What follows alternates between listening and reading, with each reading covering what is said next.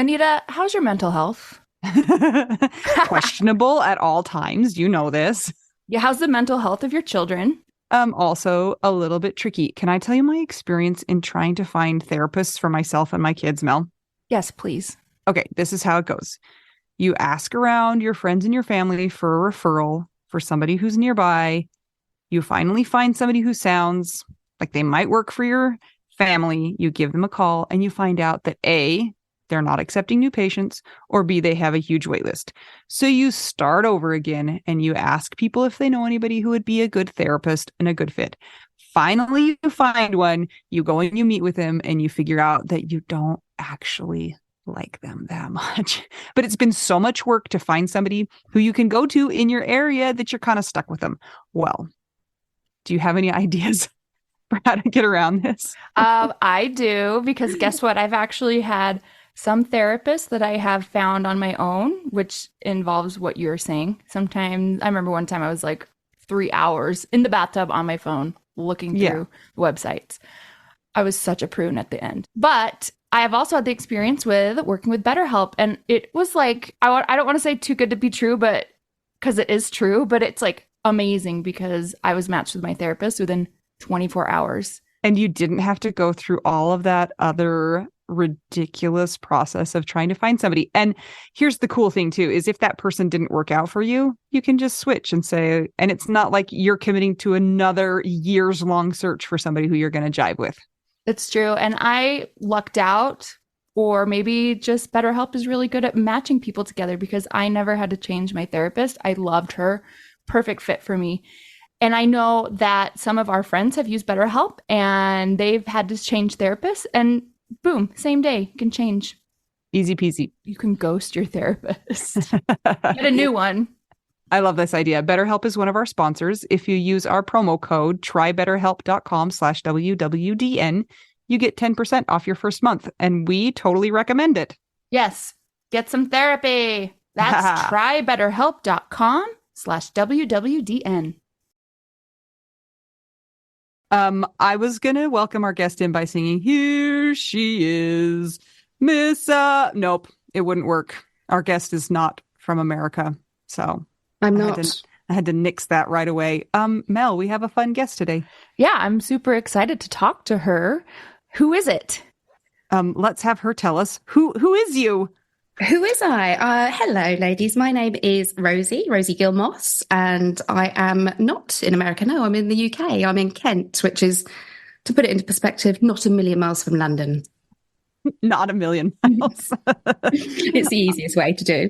I love it. It's kind of funny because the other day, some friends and I were trying to remember all of the different provinces in Canada. And then we did Australia. And I was like, what do they have in England, in the UK? Do you guys have states, provinces, counties? Oh, yeah. How many are there? Oh, don't ask me that. I haven't got a qualification in geography. I don't know. You've got sort of London in the southeast, and then you've got what's called the home counties, like Hertfordshire, Kent, Bedfordshire. So we're sort of surrounding London. This is a nice geography lesson, isn't it? Yeah. I mean, we didn't even pay for this. This is extra. Okay. So you guys Canada or America? America. Mm-hmm. Do you know what? When you just said Canada, I was like, hang on a minute. I've written down that you're in America, so I just wanted to check. Thank you. Yeah. We got 50 states. I know them all. We're good. We're good to go there. But we were checking our geography, my friend and I, for the other places that we also don't know. So yeah. Well, and I've been to London and Herefordshire, and that's about all I know. And Brighton. Brighton. I've lived in Brighton for a bit. Yes, I think you fit in there with your blue hair. Yes, I did not feel strange there. No. So No. great, beautiful country, lovely people. We try. Okay, Rosie, let's back up because you're obviously here for not great reasons. So do you want to tell us a little bit about your story? Yeah, it's so as you know, I host a podcast myself over here, which I've discovered is not dissimilar to the style of yours, which is quite nice to kind of see a familiar or hear a familiar type style. So yes, I am. My podcast is called Widowed AF. It stands for what you think it does, and I am in fact widowed. And yeah, I was widowed back in 2018, so I'm coming up to 6 years this March. Like you guys, it was a sudden death. It was a total bolt out the blue. My my very fit, strong, healthy young husband went scuba diving one day off the English coast, which is probably not advisable. It's a bit chilly down here. Ugh. And yeah, I know I learnt scuba with him in Egypt, and but there's no appeal to me in the English Channel. I mean, especially not now. But yeah, he was a qualified, competent diver, and he went off one morning, and I got a knock on the door that night. I just finished bathing the children. I had 3 children. They were 7, 5, and 6 months. So I was actually holding the baby when the police came to the door, and it was just like being in one of those really dramatic TV documentaries or docudramas where you're thinking, hang on a minute, no, this doesn't happen to people like me. This isn't real. And it just, the way I would describe it is my foundations just got pulled from beneath me. You know, he was my one, he was my love. We've been together we would have been married 10 years that year. We've been together 14. And we've built a life. You know, we'd gone from grotty little flat in London to, you know, nice house, and we'd had children. And it never crossed my mind that I would lose him, especially not young. He seemed kind of invincible to me. His name was Ben, by the way. I don't know if I said his name.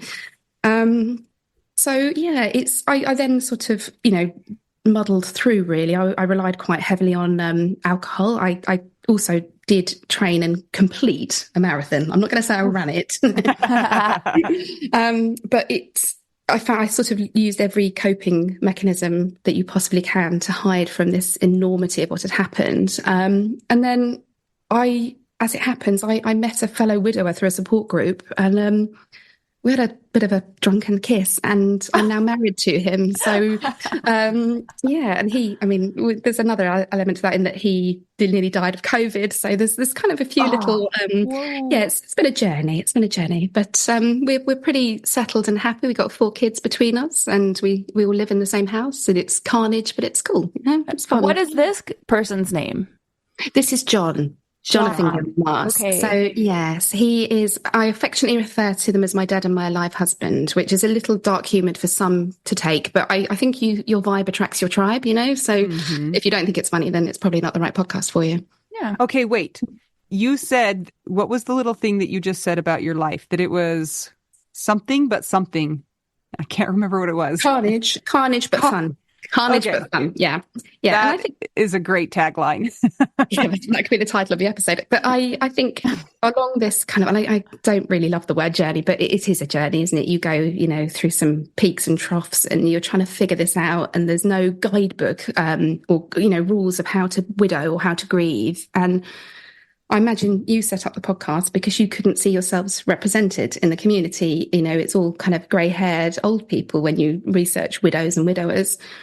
And I guess if you can't find your tribe, you create it. And I'm lucky to have a real life tribe of widows who I met through a UK support group. But I also wanted to do something with the kind of knowledge, for want of a better word, the knowledge by experience or expert by experience, if you like. And it's taken me on a journey I never expected it to. So it's funny how life turns out, really, isn't it? Oh, yeah. Funny might be one word for it. Well, funny, haha, or funny, strange. What year was it that Ben died? It was 2018. It was March. What? March and scuba diving in the English Channel. Coast. Yeah. I'm just really confused about that decision-making process. That just sounds like no fun. You and me both. But it was just something he did. He loved it. It was his passion, and he had his own company, and he worked away maybe 1 week a month, and the rest of the time he'd be at home. And so I think men or anybody, you need a hobby or an interest, because I was kind of preoccupied with the baby yoga and all that sort of stuff. And he just loved diving. And I think this was his first dive back after having our youngest. And it just, even when there's 2 uniformed police officers at my door, I still don't think he's drowned. I'm still thinking he's crashed his van, he's at the hospital, what's happened?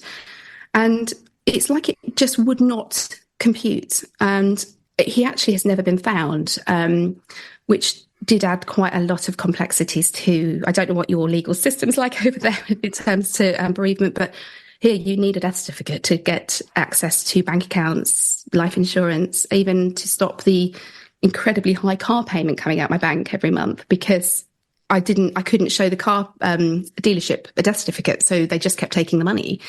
And it was quite scary. I say quite scary. It was absolutely terrifying. I've never been so scared in my life, but I eked out. Excuse me, knocking my ring. I managed to run his business in a fairly haphazard way, but it was enough to kind of keep the kids, keep the mortgage paid and all that sort of stuff. And eventually I did go to the High Court, and in the UK, if somebody goes missing, you have to wait between 4 and 6 years, I think it is. Oh, yeah. Yeah. But they introduced a new law, which is you have to go to the High Court to get it, and it's called a presumption of death. And I was only the second person to obtain one of these. And that in itself, walking into the High Court where the only positive outcome is going to be a piece of paper that confirms your husband is dead. It just made me go goosebumpy, actually, because I look back on that time and I think, how did I do that? And the title of your podcast, What Do We Do Now? Like, what do? You just keep going, don't you? And you keep facing all these obstacles, but it's tough. And I think people see the surface and they see, that you might have your lipstick on, or you might be running triathlons, or you might be, international jazz pianist, but you are still absolutely shattered inside. But you can't let the world see that all the time. You can't live like that. That day he went swimming, but that night you found out he was dead, but there was no body. And so then what? What happened? How did they even know? Yeah. So he went out on a dive, an organised trip. So sorry, you did ask me why scuba diving off the English coast. We have a lot of wrecks. We have a lot of wrecks from the war. So the dive community would like to go. They like to go and look at a wreck. I mean, it's not my cup of tea, I have to be honest with you. So he was out on a boat. They changed location because the tide was a little choppy, which was the kind of first complication. And then I found out I think it was nearly 3 years later at the inquest, that he'd actually been sick on the boat, and he really shouldn't have gone in the water. I don't know whether you guys dive or not. I used to. And he also went in alone. So everybody else was buddied and he went in on his own. And when I found out that, I was so angry with him. So angry, because those are just two fundamental mistakes. And the belief is, we don't know, that he removed his regulator to be sick, which in turn would have caused him to inhale water. The only kind of positive from this is it would have been quick. It wouldn't have been a prolonged death. But like I say, we don't really know. It was all to do with anecdotal evidence. They'd seen him go in the water. He hadn't resurfaced. I'm also quite cross because it happened in the morning and I didn't find out till 7 p.m, which is why but we weren't that kind of live in your pocket couple. Like we didn't have to message each other all day. And I think I'd probably sent him a couple of messages going, "You all right?" But I assumed he'd phone had left it in the van or something. In fact, I stood in the school playground picking up my two boys, and I said to one of the other mothers, as you do, "God, if Ben dropped dead tomorrow, I'd have no idea who to pay the electric and gas to." And he was already dead. And, those little ironies and things or synchronicities that you find out afterwards, it's a funny old game, grief, isn't it?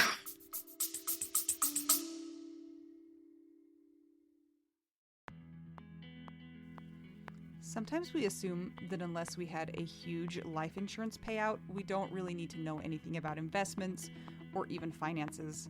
But guess what? A little knowledge of finances is critical for all of us. Maybe your partner was in charge of that stuff, and now you find yourself making all the decisions. Maybe you're mad about that. Maybe I am.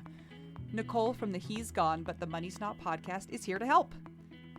She tackles financial literacy by telling the stories of women and widows and finance experts, and shares the lessons they've learned as certified financial planners.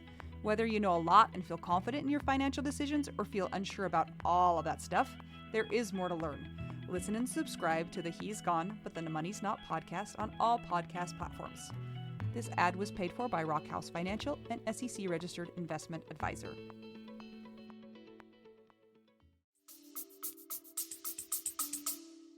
So I'm curious, they came and they told you that he was missing, or did they came and told you that he was dead? No, they knocked on the door, and the first thing they said, I don't talk about this out, and actually this particular bit, is the first question is, "Are you Rosie Moss," as I was then, wife of Ben Moss?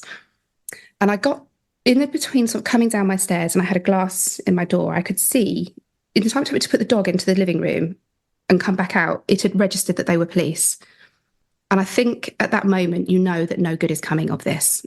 and they were young. You end up feeling sorry for them, like offering up a cup of tea and things like I didn't have a bra on, and I was like really self-conscious.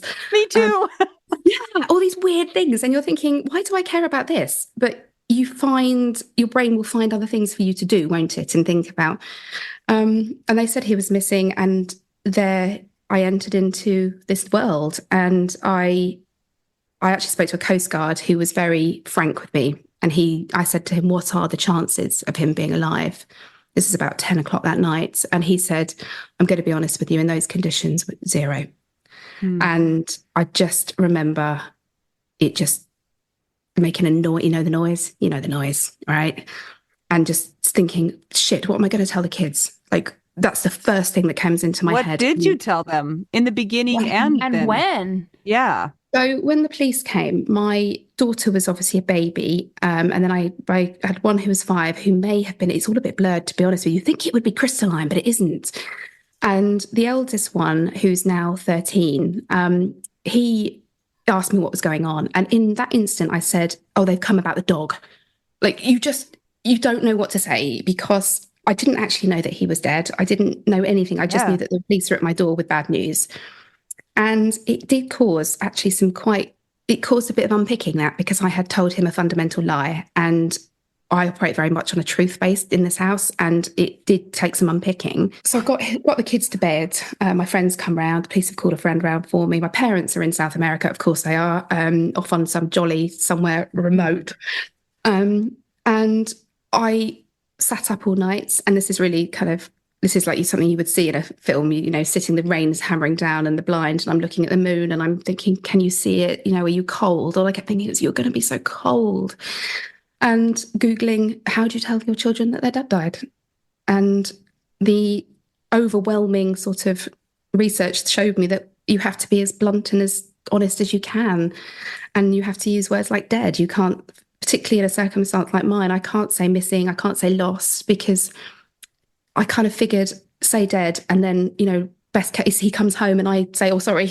But if I let them have hope, and hope is really important in life, but it's very damaging in a situation like this, because if you kept hoping, how could I possibly have continued my life? And don't get me wrong, every now and then there'll be a little flicker of what if, what if he was picked up somewhere? What if he's lost his memory? But what if he swam across the English Channel in a full wetsuit, holding onto a volleyball, and now he lives in France and he eats with a wife called Claudette? It was all a scam. It was all a scam, yeah. Yes. It's really interesting, because you're kind of right with the kids.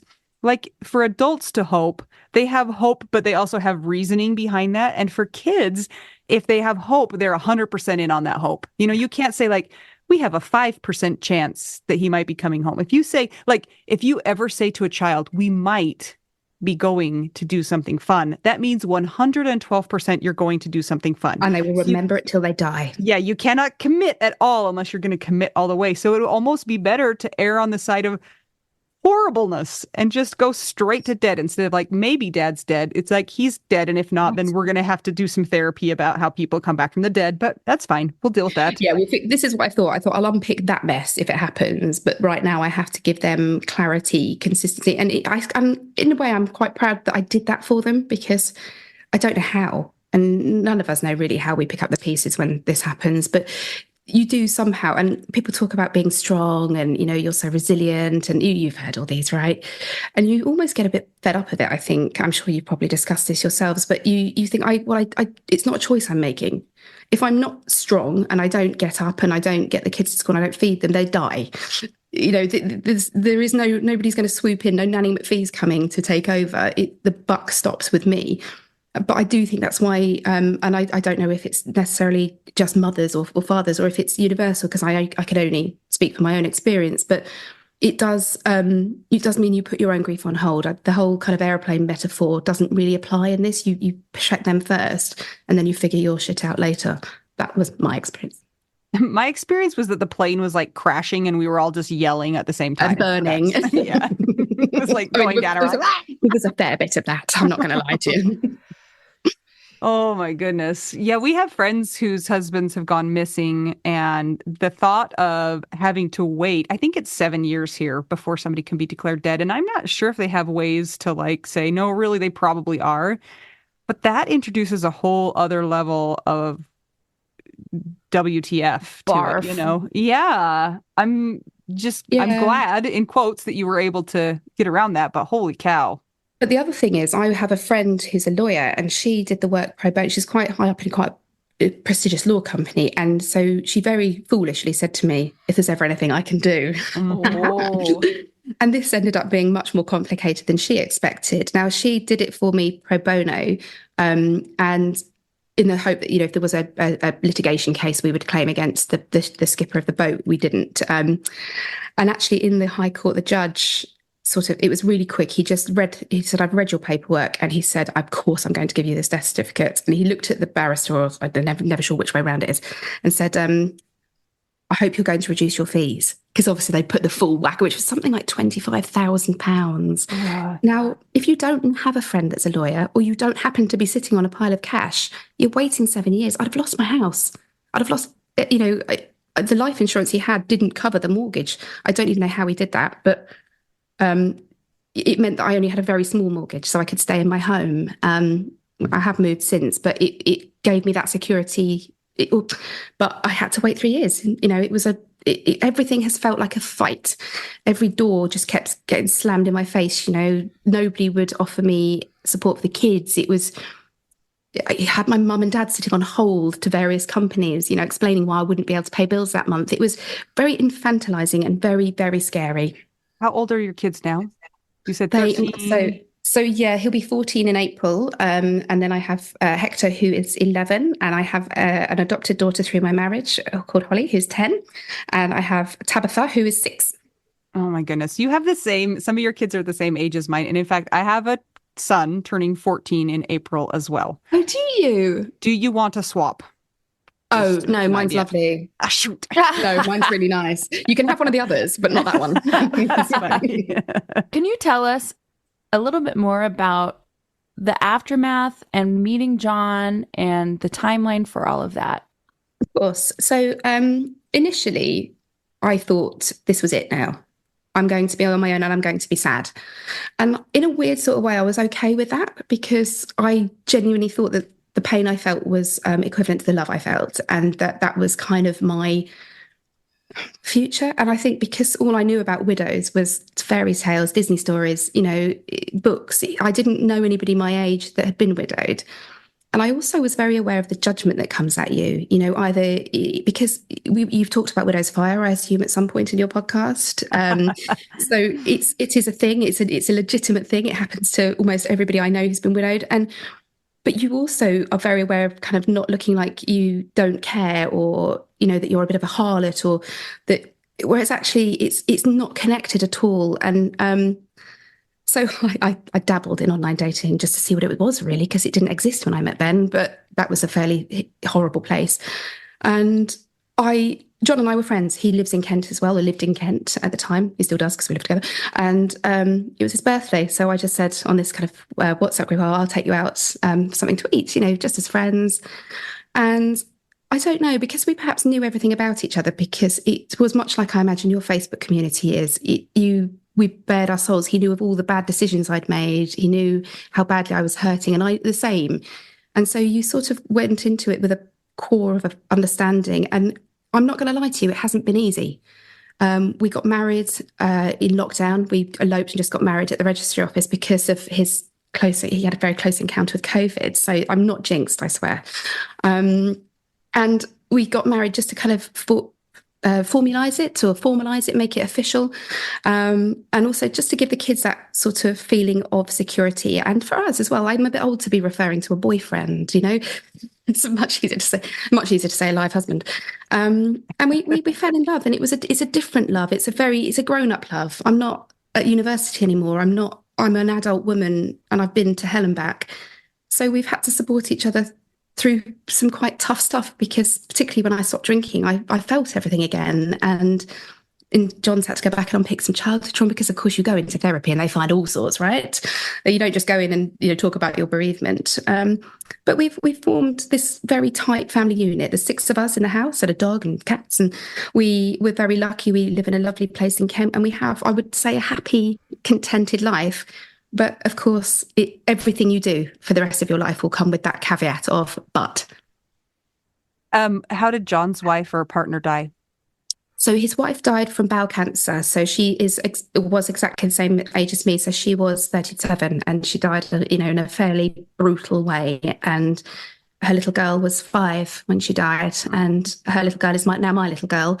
But I'm not her mummy. Her mummy is dead, and I am her mum, and that's how she made the distinction. So I'm curious, because I think there's got to be a slightly different dynamic between you, whose husband was here and then gone, and between his wife, who went through a long-term, is she going to survive? Is she not? Hope and then loss, and then hope and then loss, and then finally her death. Do you guys have different grieving styles and patterns, and because of that experience that's different? I think we naturally do anyway. I think just in the nature of, I'm much more a talker. He's talked a lot more since he's been coming on the podcast with me.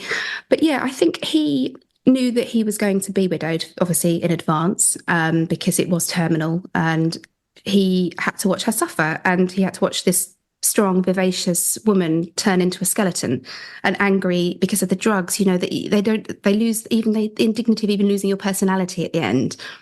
So I think for him, he wasn't kind of married towards the end, if that makes sense. He'd almost transitioned to carer, which is not to say it diminished any of the grief at the end, because of course when that blow comes, it comes just as hard however it lands.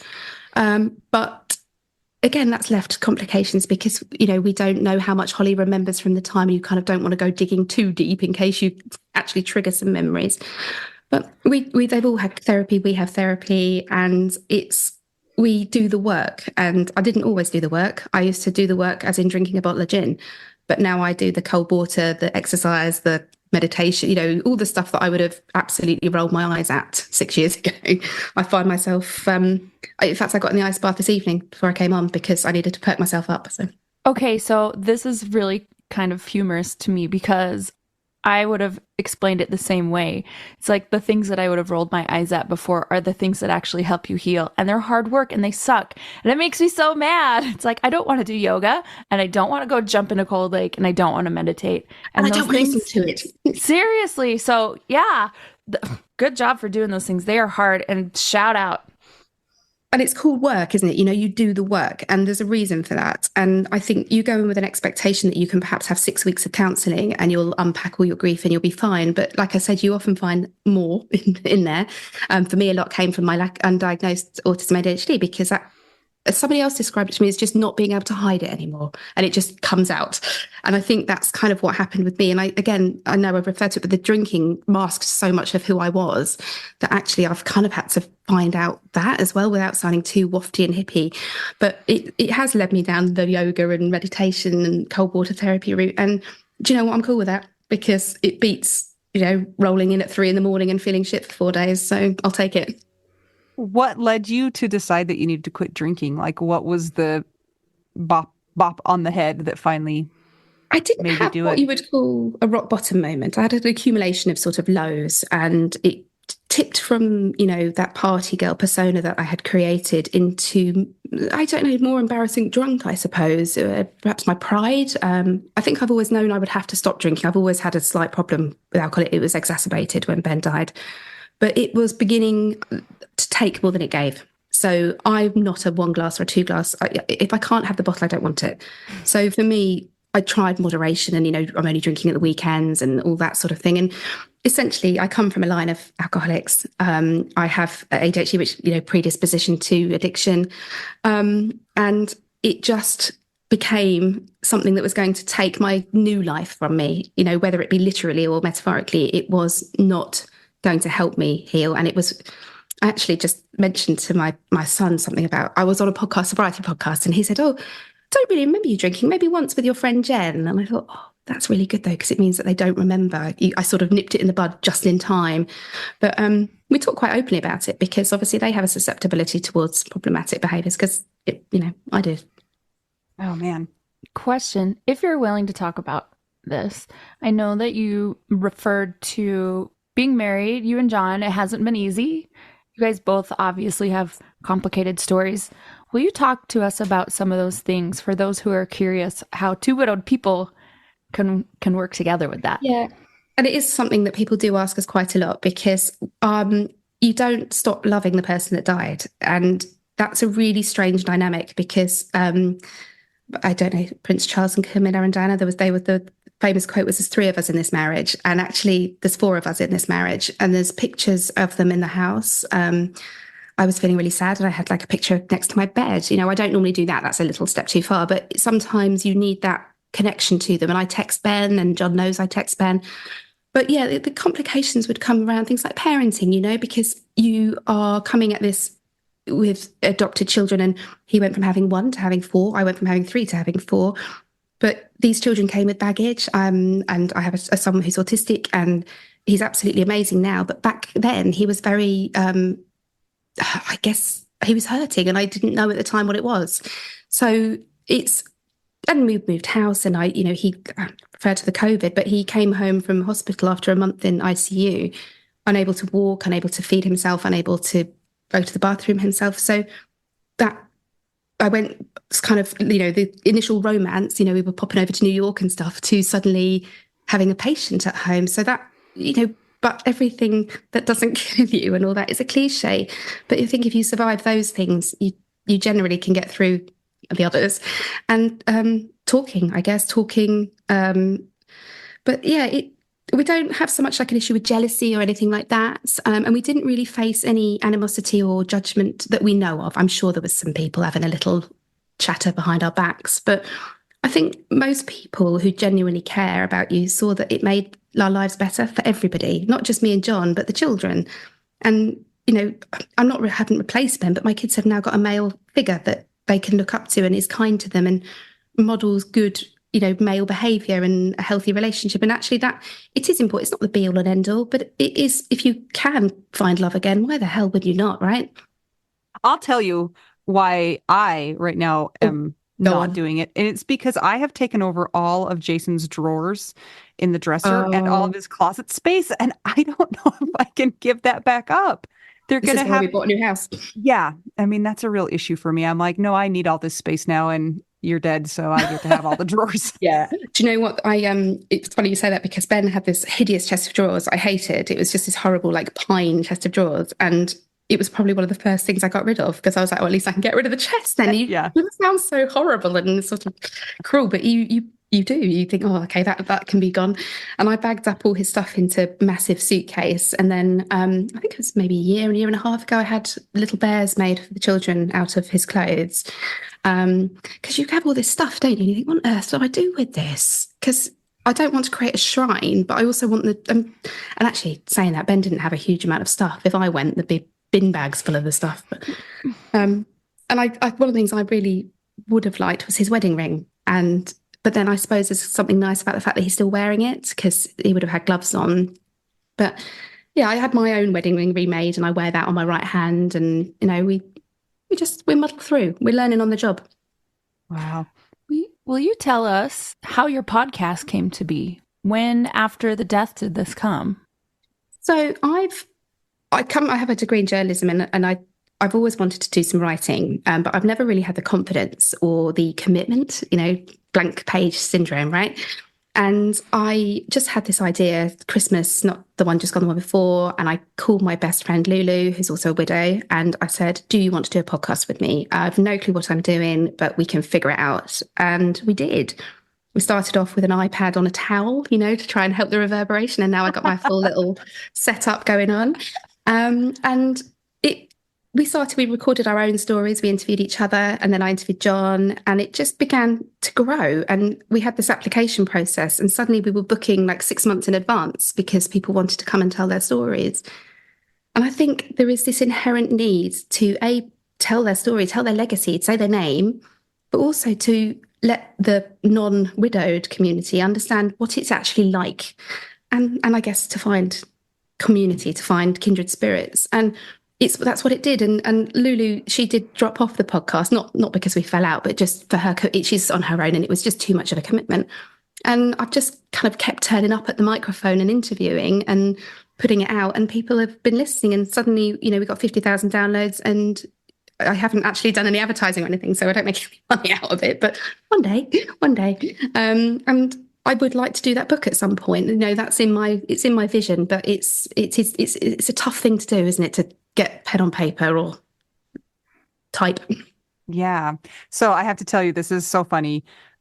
We have shirts, and one of our shirts that Mel designed says "Resilient AF," and our mothers are tender-hearted, delicate little flowers. And Mel's mom said, "What does AF mean?" And Mel immediately said, "American Fork," which is a city near us.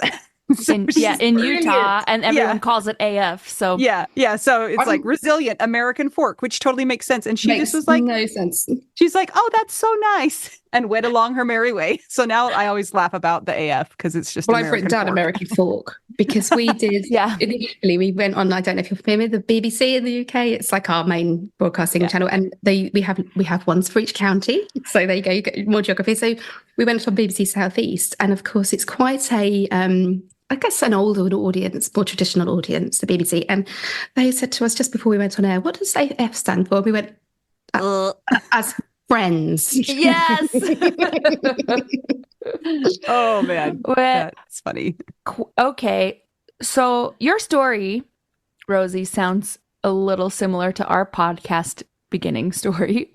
We can totally relate with the blanket. We made a fort with the laptop, and we hid under it, and we were both like, should we do this? And it took a minute for Anita to get on board, and then we did. And you find out as it helps people that's what helps keep you going. Yeah, and it helps you, right? It helps you because I never thought of myself as like a do-gooder, and you almost feel kind of embarrassed when people are going, "Oh, you're doing so much good," and you sort of think, "Oh, no, I'm just talking." Like, these people are telling their stories, but I suppose what we have done and you have done is given people a vehicle to tell their stories, and a space that's safe and non-judgmental. And, even at the beginning when you said to me, "Don't worry if you say something you regret, we can edit it out in." And I thought, I do exactly that to my guests. Exactly that. I say, I have this, "Please don't worry if you say anything you don't like, I can take it out." Or, if you want to add anything. And it's really weird how the similarities are. I said to you at the beginning, I swear I didn't copy you. I didn't.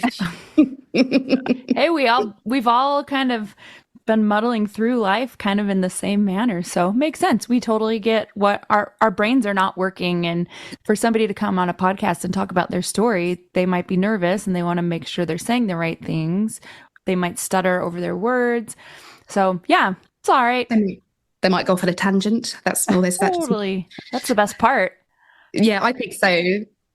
I think it's so interesting because when we tell our stories, sometimes it's the little things that somebody will connect with. Also, it's not the big grand ideas or, what we've learned. It's like you saying that you didn't have a bra on when the police came and you were like, "I don't have a bra on." Like, I had that same kind of like, "Oh, I'm not wearing a bra." And it's just like those little things that we connect over, and you're like, "Yeah, totally." And then I went to the hospital and I didn't have any socks on. And that's all I could think about was that I wasn't wearing any socks in my shoes and my feet were sweaty. And it's just like weird stuff like that connects and draws you closer and makes you feel like you're not a crazy person and that your experience is valid and that somebody else can witness your story. And then they have a little piece of that person too. So it's a really cool thing. And I think it also gives you a platform to talk a little bit about your love, because when you lose somebody, and especially if you do get into another relationship, you can feel like it's almost taboo to talk about how much you love them, because I haven't stopped loving Ben. That hasn't stopped.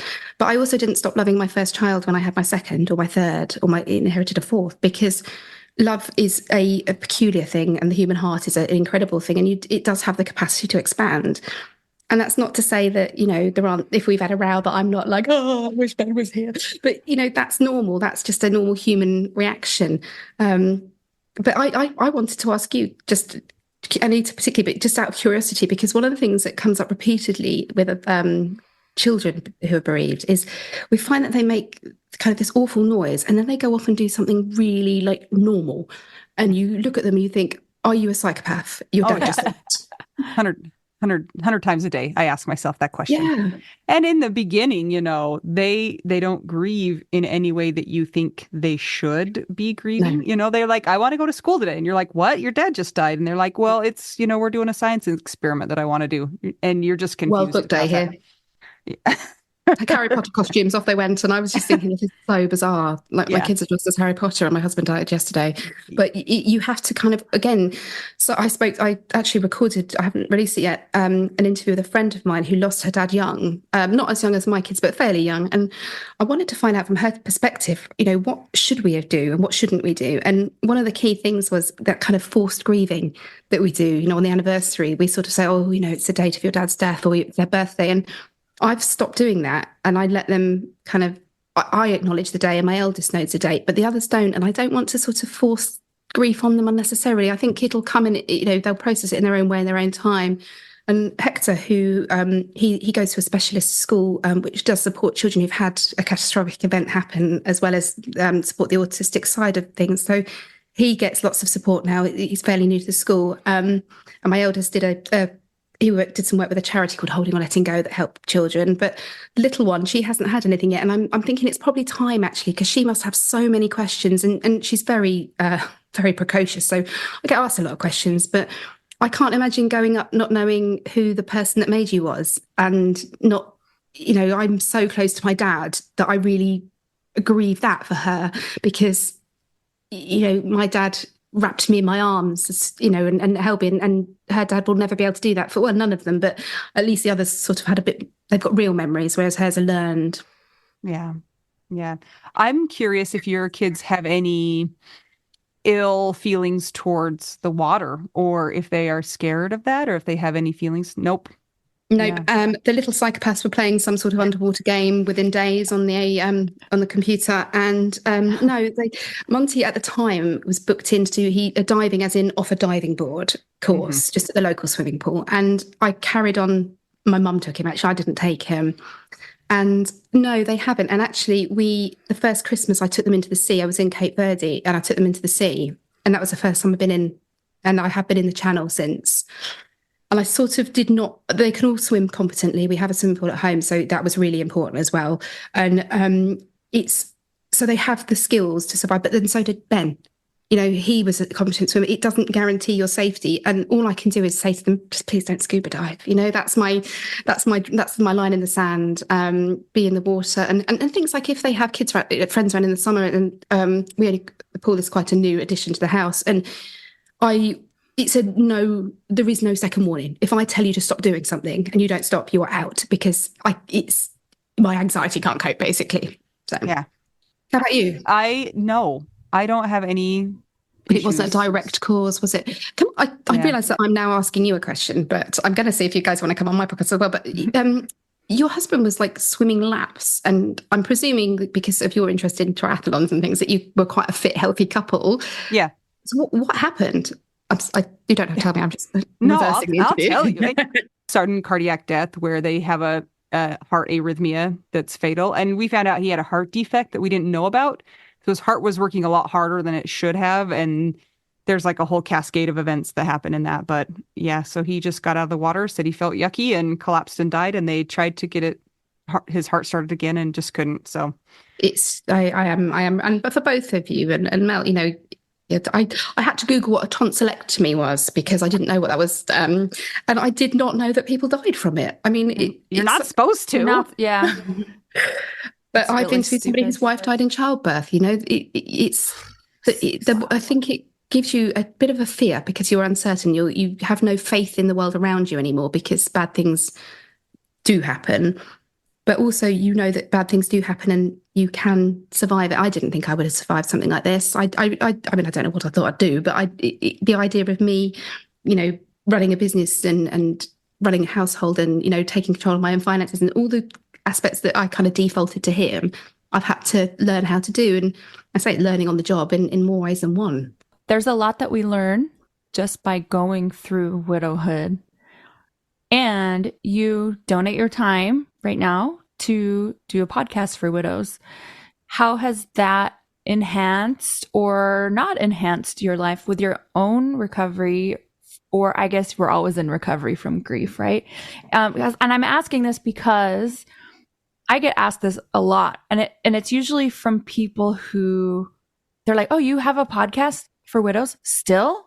It's been 6 years since Scott died," and they ask the question with kind of a funny look at me, like they're expecting me to say that it's hung up my healing recovery, and it absolutely has not. It's enhanced it. So I would like to ask you the same thing, but without the weird stare.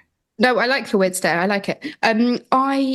Interestingly, I get asked it a lot by people generally who are concerned that perhaps, particularly because I have, and I've talked about this quite a bit, I've had a couple of mental health crashes this year, and, one ended up with me at A&E. They were absolutely useless, by the way, but people would say, oh, do you think this is because of the podcast? Do you think that living in other people's grief is perhaps starting to have a negative impact? And maybe, some of it, maybe, because sometimes it is difficult but I am finding I'm able to sort of not take it on as much. And I do have the therapy as well, which helps. And I will continue to do that, I think, as long as I do this.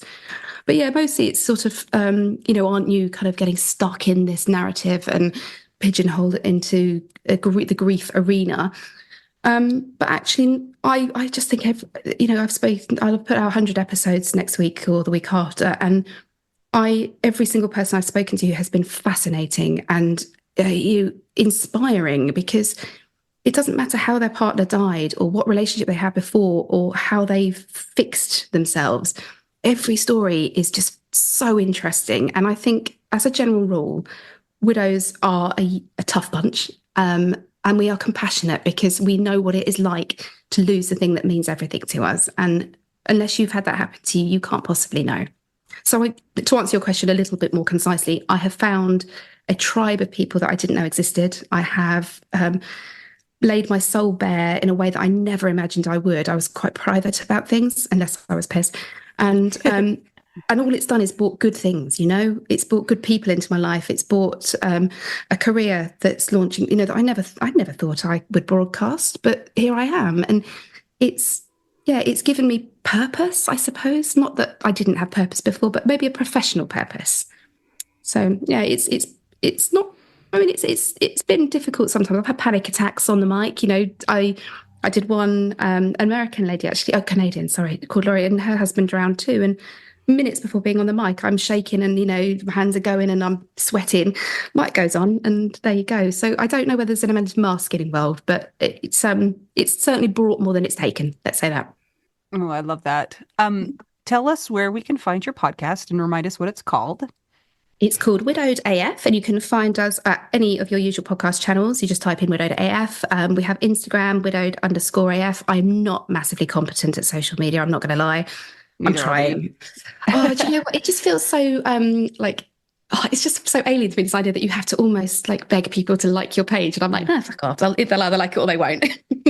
That's what gives me panic attacks, not the widows, just social media. I'm just like, we just have limited time, and this is not where our time is going to go. So, and then I put something out this morning, and I realised I'd made typos in it, and I'm really anal about spelling. And I thought, oh no, I've just made myself sound stupid.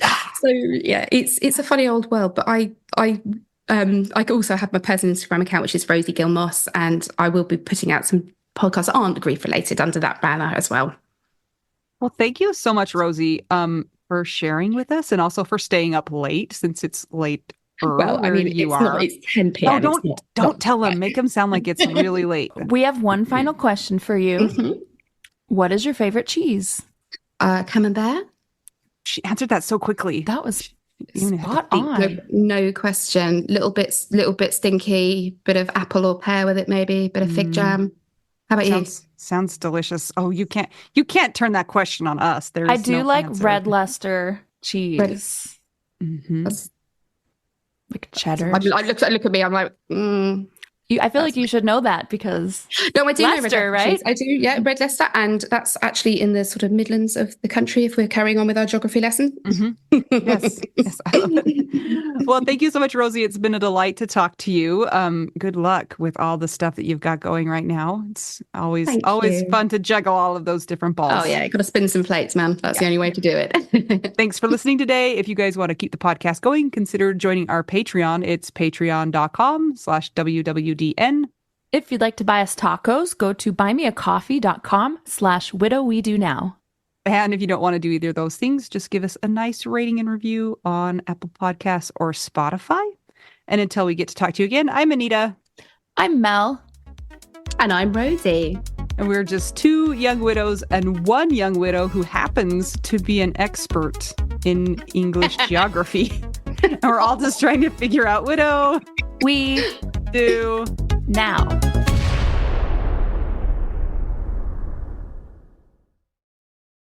This is my favorite thing to discuss with you. Tell me, what is it? One of my favorite things. I do enjoy tacos and cheese and dogs. This is about how you cannot pay hundreds and hundreds of dollars for a phone plan, especially when you're a widow, your person is dead, you might have kids, you might need another option, and you just want your phone to work, you want unlimited texting and service, and you want it to be like $25 a month.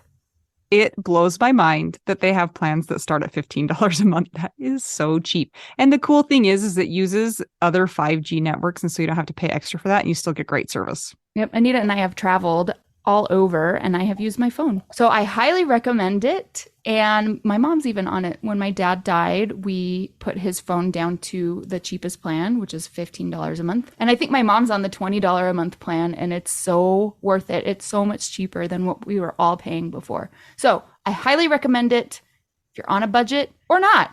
Who cares? Ryan Reynolds is in charge of the company, and they send you free stickers with Ryan Reynolds temporary tattoos. It's kind of the best. So if somebody wants to sign up, what can they do, Anita? Go to trymintmobile.com/WWDN. Seriously, you guys. Such a great idea. Save yourself some money. And if you're worried about losing data or having any changes with your phone, not going to happen. They walk you through it. Everything's fine. It's the easiest process of all time. Again, that's trymintmobile.com/WWDN.